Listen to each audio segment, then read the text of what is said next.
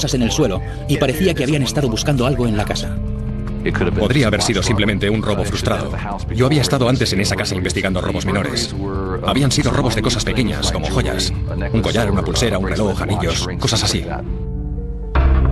La policía interroga a los vecinos, pero las granjas de la zona están tan separadas entre sí que nadie ha visto ni oído nada.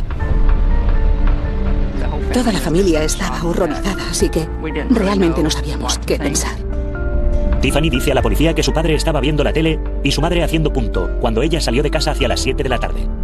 3 horas después fue cuando encontró a sus padres muertos. Tiffany no sabía quién podía haberlo hecho. Hablé un poco con Tiffany aquella noche cuando estuvo aquí. Estaba muy silenciosa, ausente, lloraba. No reaccionaba. Los investigadores se preguntan si los Yoakum han sido asesinados por su dinero. Entre todos los parientes de Ray, las propiedades de la familia ascienden a unos 18 millones de dólares. También tenían un bar en Hanford, 2 restaurantes en Morro Bay y varias propiedades alquiladas. Estábamos asustados. Teníamos mucho dinero. Éramos populares. Y conocíamos a todo el mundo. Ray y Gail eran multimillonarios. Solo su granja de 250 hectáreas estaba valorada en más de 4 millones de dólares. Eran considerados ricos dentro de la comunidad. Asistían a muchas de las actividades de la sociedad más acomodada de la zona.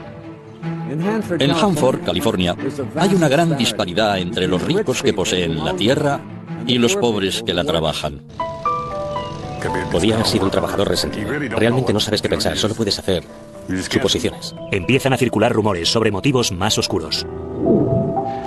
Se hablaba de algún tipo de secta diabólica o de culto satánico en la comunidad que podía haber tenido que ver con esto. ¿Estoy a salvo en mi casa? ¿O hay alguien por estos campos que elige a personas arbitrariamente, les dispara y las mata? Cuando el suceso se hace público, la gente del valle cierra las puertas de sus casas por primera vez y duerme con sus rifles al lado.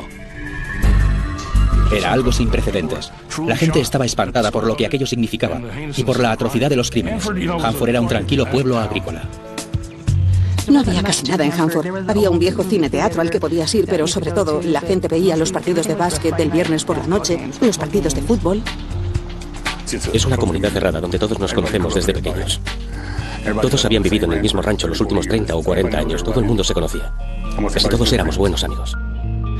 Que gente tan encantadora y conocida pudiesen ser asesinados a tiros en su casa te hacía sentir vulnerable, sobre todo si vivías en el campo. Pero la policía no puede hacer nada para calmar los miedos de la población. No tienen sospechosos, motivo ni pistas. Es posible que los Yoakum fueran los señores de su feudo, pero cuando vives en un terreno de 250 hectáreas no hay nadie que pueda oírte gritar. Algo maligno acechaba en los campos de algodón de Hanford. Encontrarlo sería la prueba más difícil a la que la policía local se había enfrentado nunca. 5 días antes de Navidad, Ray y Gail Yoakum son asesinados en su granja de Central Valley, California. Uno no se espera que algo de esta magnitud ocurra en ninguna parte, y menos en una comunidad tan pequeña como Hanford, en mitad de California. Las únicas pruebas recuperadas en la escena del crimen son 3 casquillos de rifle del calibre 22. Aquellos tipos habían sido muy meticulosos. Yo pensaba, espero que podamos resolver este caso. Las autopsias sitúan la hora de las muertes entre las 9:30 y las 10 de la noche. Y también revelan que las víctimas habían sido asesinadas a sangre fría. Quien lo hubiera hecho le puso a Ray el arma en la cabeza disparando una y otra vez. Quería asegurarse de que estaba bien muerto. 48 horas después de los asesinatos, mientras los detectives siguen buscando alguna pista, la familia Yoakum intenta protegerse. No sabíamos si alguien iba a por los Yoakum o qué estaba pasando. Lo primero que hicimos después de aquello fue contratar guardias de seguridad. Los pusimos en nuestra casa y mi suegro también los contrató. Tenía que enseñar el carnet solo para entrar en mi propia casa. Teníamos bastante miedo en aquel momento. Estaba siempre con los ojos entreabiertos, sin dormir. Los vecinos de Hanford vivían aterrados. La policía estaba sometida a una fuerte presión para atrapar a los asesinos antes de que volvieran a matar. Entonces empezaron a buscar pistas en la historia de la familia Yoakum. El padre de Ray, Hadley Yoakum, había sido uno de los primeros colonos del valle.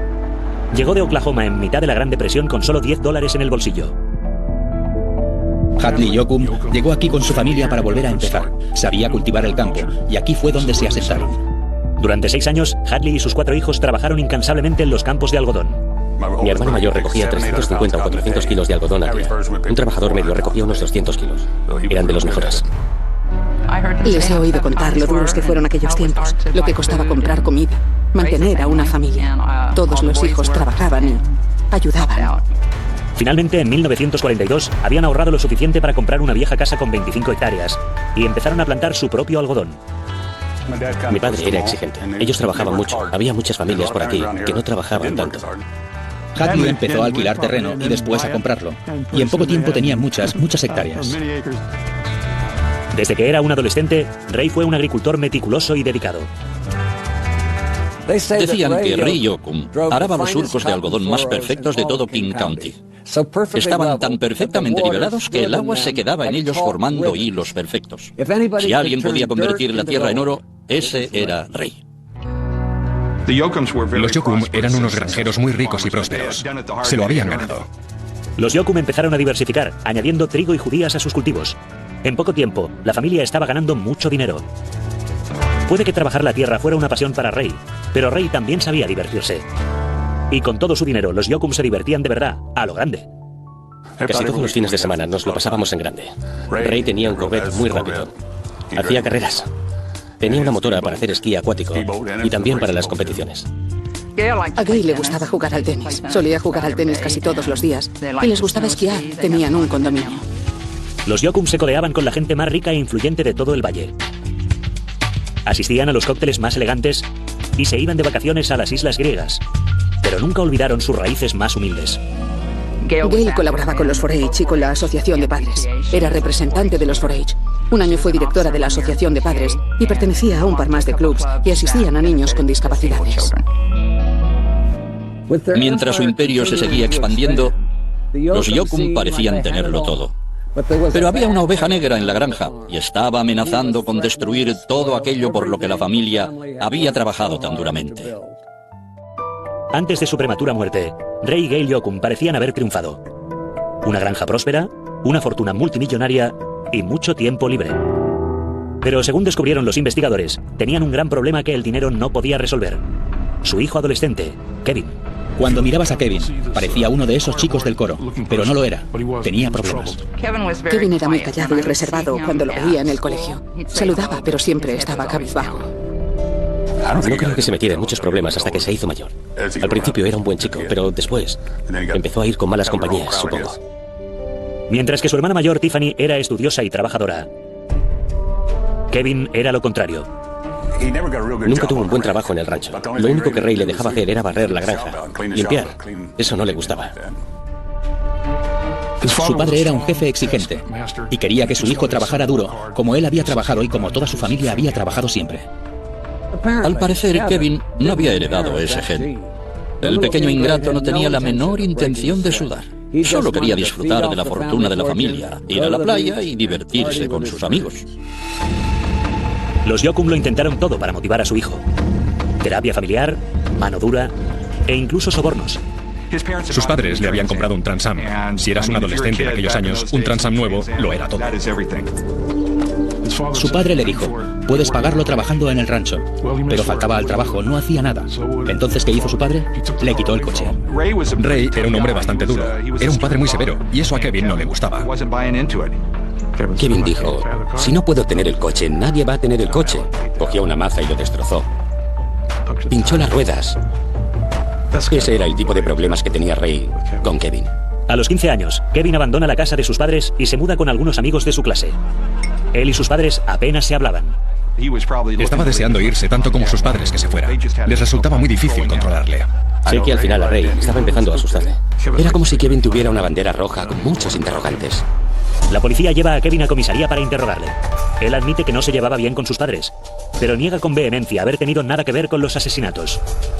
Según descubren los investigadores a continuación, Kevin tiene una coartada a prueba de bomba. Docenas de testigos recuerdan haberle visto con Tiffany en el pueblo a la hora de los crímenes. Kevin estaba con Tiffany en el Burger King. Tiffany había intentado convencer a Kevin de que se reconciliara con sus padres. Tiffany básicamente intentó conseguir que fuera a casa en Navidad para que se reuniera toda la familia, pero a Kevin eso no le interesaba. No quería hacerlo. Descartado Kevin como sospechoso, los detectives tienen que volver al inicio. Mientras tanto, todo Hanford acude al funeral de los Yoakum en la iglesia comunitaria de Lakeside. La iglesia estaba repleta. Había 1 kilómetro de coches aparcados en cada dirección. Todos querían y conocían su carácter. Conocían su integridad. Y querían a Ray y a Gail. Por eso vinieron todos a honrarles y a presentarles sus respetos. Mi abuelo estaba derrotado. Nunca se debería tener que enterrar a un hijo antes de morir tú. No volvió a ser el mismo después. La policía establece una línea caliente y pide la colaboración de la población. Casi inmediatamente se acumulan las llamadas. Es mucho trabajo, pero tienes que remangarte y ponerte a investigar cualquier detalle. Y eso fue lo que hicimos. La mayor parte de las llamadas son puramente especulativas. Había gente que decía que era algo propio de una secta o algún tipo de robo, pero no había nada que probara o corroborara nada de aquello. Pero hay una llamada anónima que les llama la atención. Una persona llamó y dijo que tenía información sobre los autores, nombres reales de personas que estaban involucradas. El autor de la llamada dice a la policía que investigue a 2 jóvenes del pueblo, John Cox y Jamie Spanky. Spanky, un estudiante de 17 años del instituto, ha tenido un arresto previo por disparar a su padrastro. Llamó al timbre. El padrastro fue a abrir la puerta y le disparó 5 veces. El padrastro sobrevivió. Él se libró de la cárcel porque las autoridades dijeron que había sido víctima de algún tipo de abuso. Jamie dice que la noche del asesinato de los Yoakum ha estado con su novia. Ella dice a la policía lo mismo. Pedimos a Jamie y a su novia que vinieran a hablar con nosotros. Habían estado juntos. Era su coartada. Preguntamos, ¿conocéis